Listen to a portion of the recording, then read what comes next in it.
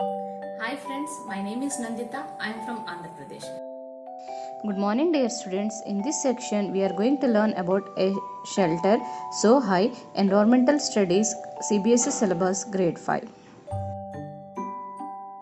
Children, let us discuss the journey of Gaurav by his own words. I am Gaurav Jani, and this is my Lunar, my partner, my motorcycle. But Lunar is never lonely.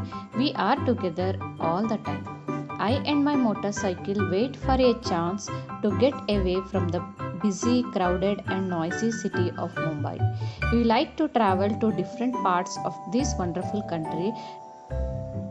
Let me tell you about our amazing journey on the highest roads in India.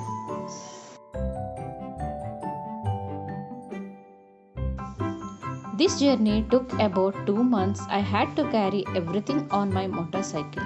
I had to plan and collect all the things I needed.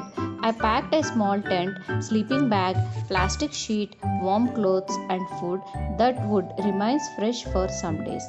I also took my camera and extra cans for petrol. Lunar and I left Mumbai, passing through small villages and towns of Maharashtra, Gujarat, and Rajasthan to reach Delhi.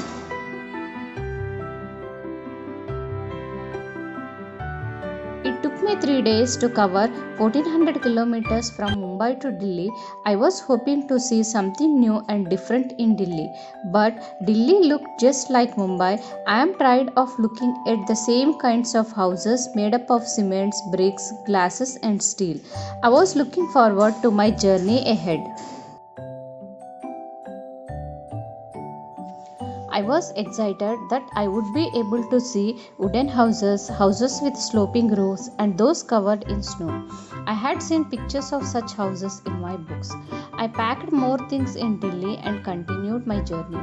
In 2 days, we were in Manali. It was so refreshing to be in mountains and breathe the clean air. Now the real journey was to begin. We had to travel through difficult roads of the states of Jammu and Kashmir to reach Leh in Ladakh. New home. Lunar and I were covering a long distance each day. All I needed was food and a tent to protect myself from the cold night air. My nylon tent was so small that I could just about to fit in it to sleep. Lunar stood guard outside the tent. The breeze and the sound of the birds woke me up to see the sunrise. Cold desert. At last, Lunar and I reached Leh. For the first time, I saw such an area high, dry, and flat called cold desert. Ladakh gets very little rainfall.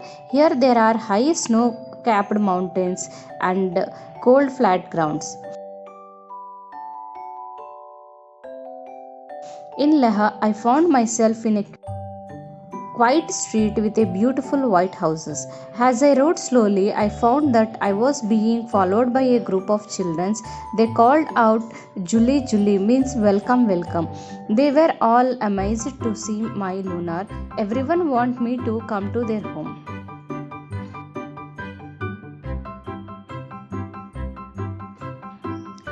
Finally, I went to Tashi's home.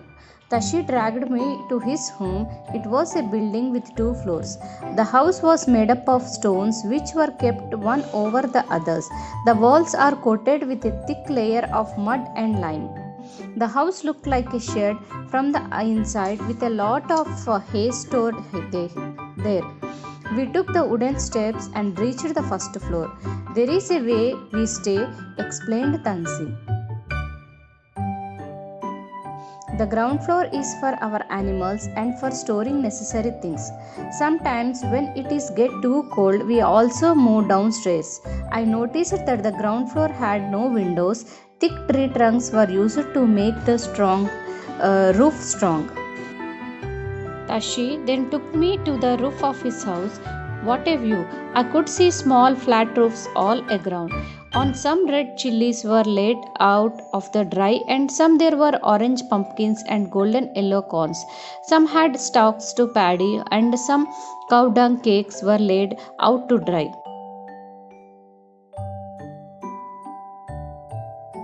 This is the most important part of our houses, said Tashi. During summer season, we dry many fruits and vegetables. We store them for winter when we do not get fresh fruits and vegetables. As I stood there with Tashi, I could see how every part of the house was built especially to suit the needs of his people. I could understand how the thick walls, a wooden floor, and a wooden ceiling protect them from the cold. People living on top of the world. Now was the time to climb higher. Lunar had a tough time zigzagging along narrow, rocky mountain roads. At many places, there were no roads at all. I was moving towards the rocky plains of Changtang. This place is at a height of almost 5000 meters. It is so high that it is difficult to breathe normally. I had a headache and felt weak. Then I slowly got used to breathing in such air. So many days we kept wandering in this area with not a single human being inside. No petrol pumps and no mechanics. Only a clear blue sky and many beautiful lakes around us. Many days and nights passed. Lunar and I kept moving ahead. Suddenly one morning I saw before me flat grassy land. Many sheep and goats were grazing there. Far in the distance I saw some tents. I wonder who people lived here and what they were doing in this far out of the place. Now let us discuss about the Champa. There I met Namgyal and I came to know about the Champa, a tribe living on the mountains. The Champa tribe has only about 5000 people. The Champas are always on the move with their goats and sheep. It is from this that they get all they need: milk, meat, skin for tents, and wools for coats and sweaters. Their goats are their only treasures. If a family has more animals, it is considered more rich and important. From these special goats, they get wool for making the world famous Pashmania wool. The Champas graze their goats at higher and colder places so that the goats have more and softer hair, means fur. They stay high up on these mountains in a very difficult conditions because that is where these goats can live. This is their life and their livelihood. I was carrying a very little of my belongings on my motorcycle, but the Champas carry everything that they own on their houses and yaks. It takes them only 2.5 hours to pack everything and move ahead. Within no time, they put up their tents at the chosen place. The luggage is unpacked and their homes are ready.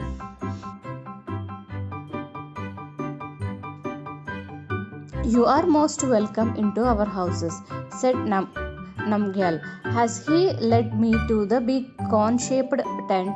They call their tent as ribo. Yak hair is woven to make strips which are stick together.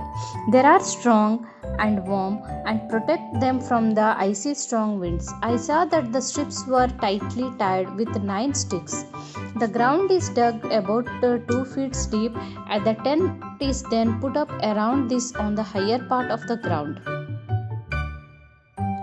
Children, let us discuss the world famous Pashmania. It is believed that Pashmania's shawls is has 6 sweaters. It is very thin yet very warm. The goats from which the soft wool is collected are found on very high latitudes of 500 meters. In winter, the temperature here drops below 0 degrees centigrade. A coat of warm hair grows on the goat's body, which protects it from extreme cold. The goat shed some of their hair in summer. This hair is so fine that six of those would be as thick as one hair of us. The fine hair cannot be woven on machines, and so weavers of Kashmir make these shawls by hand. This is a long and difficult process. After almost 250 hours of weaving, one plain shawl is made. Imagine how long it would take to make a shawl with embroidery. As we stepped into the tent, I realized that I would be stand up straight. It was not like my tent. I also saw that the rebo was as big as a room of many of my flat in Mumbai. It was held up by two wooden poles in the middle. There was an opening to let out the smoke from chulha. Namgal told that the design of this tent is more than 1,000 years old. The tent protect the Champas from extreme cold. How cold must it be? In winters, the temperature drops many degrees below zero. The wind blows at 70 kilometers per hour. Imagine if you were on a bus which was going at the speed. How far from your house would you reach in 1 hour? Near the rebo, there was a place to keep sheep and goats. Changpas call this lekha. The walls of lekas are made with stones. Each family puts a special mark on their own animals. The women and young girls count and take the animals out of the lekha. They count them again every day when they bring them back in the evening. Children, now let us discuss what is this Changpas and where is the place situated. Changtang means the place which is called Changtang, and it is near Northern Plateau in Tibetan. It is a high altitude plateau in western and northern Tibet. It goes from Ladakh east about 1600 kilometers to reach Chinese state called Qinghai. It is a very cold highland with giant lakes. It is the home of Changpas nomads. Changpa nomads. Let us see what is the occupation of Changpas. Most of these reasons that the Changpas reside in is quite inhospitable and unsuitable for farming. Thus, the primary occupation for the tribe is the rearing of yaks, horses, and sheep. Kashmir, also known as Kashmir, is majorly sourced from the Kashmir sheep that the tribe rears. Let us see what do we know about Changpas tribe. The Changpa or Champa are semi-nomadic Tibetan people found mainly in the Changtang in Ladakh and Jammu in Kashmir. A smaller number resides in the western region of the Tibet Autonomous Region, and they were partially relocated for the establishments of Changtang Nature Reservoir. Now let us discuss about the height of Changtang. Children, it is one of the huge mountain lakes in the southern part of Ladakh. Karjok village at 4,560 meters above sea level is situated on the northern west bank of this lake, and it is claimed to be the world's highest year-round inhabited village. Then let us see how do this Changpa tribe live in this cold desert. Changpas, it is a tribe living on the mountains. Changpas means the tribe living on the mountains. They get all what they need from them: milk, meat, skin for tents, and wool for coats and sweaters. They graze their goats at higher and colder places so that the goats have more and softer hair. Thus, sheep and goats are the life and livelihood of Champas.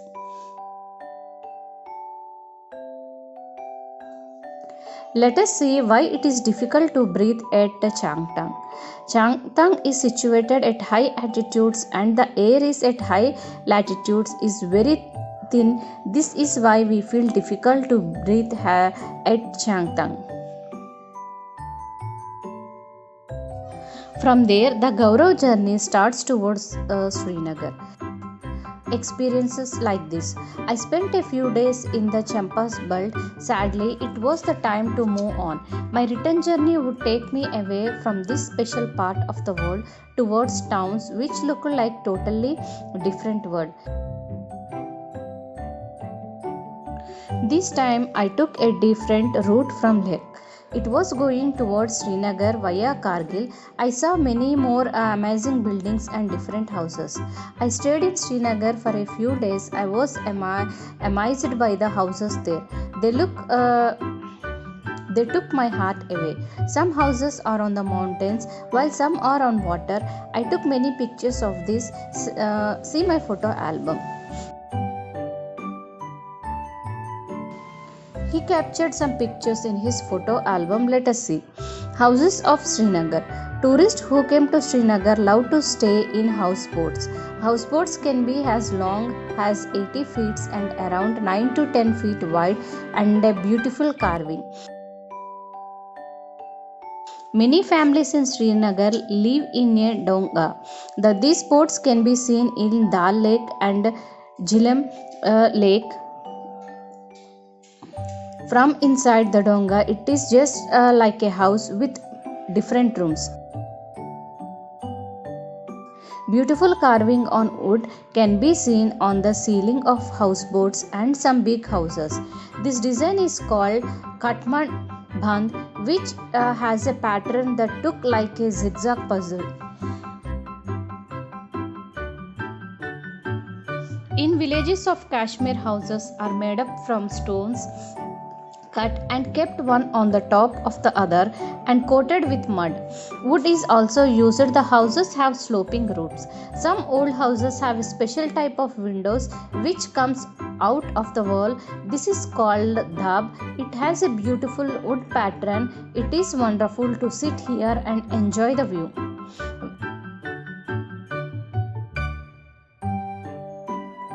When I started my journey, I had not imagined that in one state how would we see so many different kinds of houses and lifestyles. I had a wonderful experiences of living on the mountains in Leh and another of living on water in Srinagar.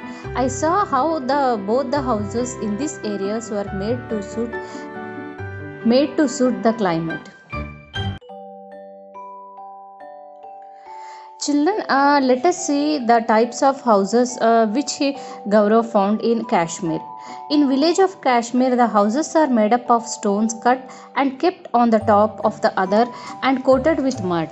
Wood is also used and the houses have sloping roofs. Many families in Srinagar lives in a donga. In India, houseboats are accommodation for tourists and are common the backwaters of Kerala, see below, and on the Dal Lake near Srinagar in Jammu and Kashmir. Children, let us discuss the types of houses in India. 9 different types of houses in India, and the India is a land of diverse culture with different geographics and climatic manifold.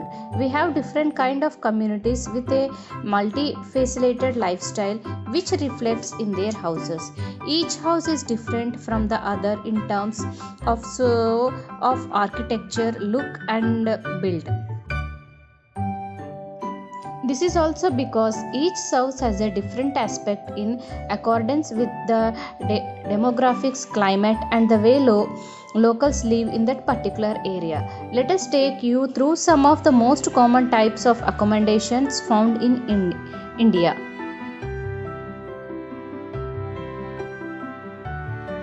Bungalows. Bungalows are one-story house or cottage that are usually small in terms of square feet. One can easily find large bungalows prevailing these days. Large homes used as a solitary family unit. This type of houses are family owned and can be widely found in non-urban areas of India.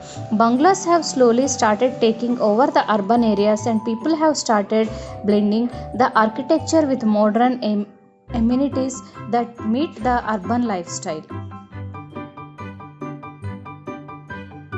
Apartments and flats. An apartment building has many apartments in it. In an apartment building, each apartment is a separate room for set of rooms for people to live in. This is the most common type of accommodation people are preferring these days. These are self-owned and controlled housing units in multi-stored buildings. This consists of different types of units like penthouse, basement, shoots, and studio flats. Now let us discuss about penthouses.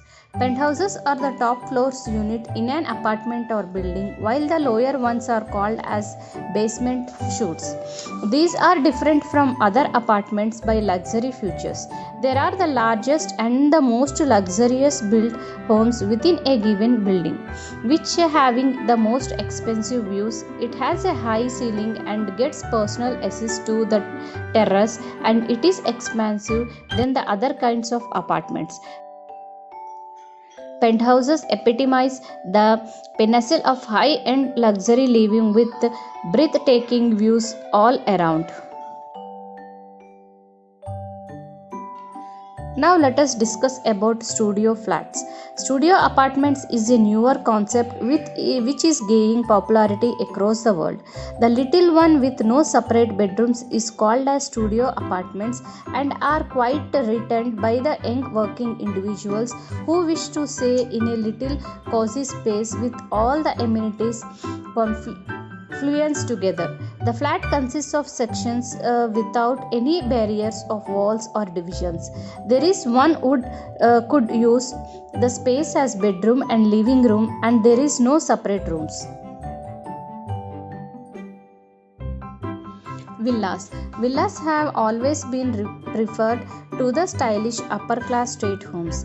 The size of the villas ranges from a king size houses to ultra large house with a private lawn, gardens, swimming pool and driveway. The more private buildings aspect of the villas is what attracts the travelers for retaining it over hotels during their trips. Villas are gaining popularity for the region of it providing a space surrounded by rejuvenating lush greenery.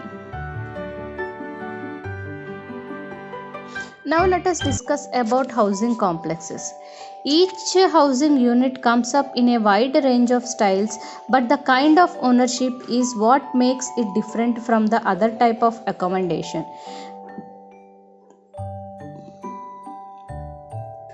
A condominium is a unit that owned individually with the access of a few of the common areas of the complex like rooftops, clubhouses, swimming pools, playrooms, outdoor areas, which is co-owned equally by all co-owned owners under the umbrella of an association. The real estate developer offers multiple amenities like lawn tents, golf course, badminton, etc. in an integrated township which is common for all residents. Each owner pays their own mortgage, taxes and for the maintenance of the property. Occasionally, one can lease condos from the owners and sell it individually just like any other personal property. A unity owners association is called as condominium association is established at the time of condominium is created to enable their unit owners for managing and maintaining the property together. Now let us discuss about farmhouses. Farmhouses and vacation houses are located away from urban crowd have also become a common feature to attract high-end buyers. In the last decade or so, as a large chunk of this kind of supply has become the part of organized supplying of housing. Even as there are sporadic in nature. In case of such developments, home owners are responsible for creating all required infrastructure on their own and hence often exposed to related risks. Huts. These are crude shelters mostly found in the rural part of the country. It is made up of naturally obtainable materials like mud, bricks, wood, and leaves. Such huts are widely found in the tribal areas of India. It consists of mud walls that keeps it cool during summer season. It is slowly evolving with the features like chimney on the roof to release the smoke during cooking. Eco-friendly house. Eco-friendly houses have become all the rage as people have started making efforts to be a kinder to the environment as well as their wallets. Sustainable homes are more than just segregating your waste but combining facets right from the building material to the use of energy sources and designs that strive for efficiency and harmony with the surrounding environment. Indians have begun taking initiatives to minimize both environmental impacts by outfitting their houses with suitable technologies.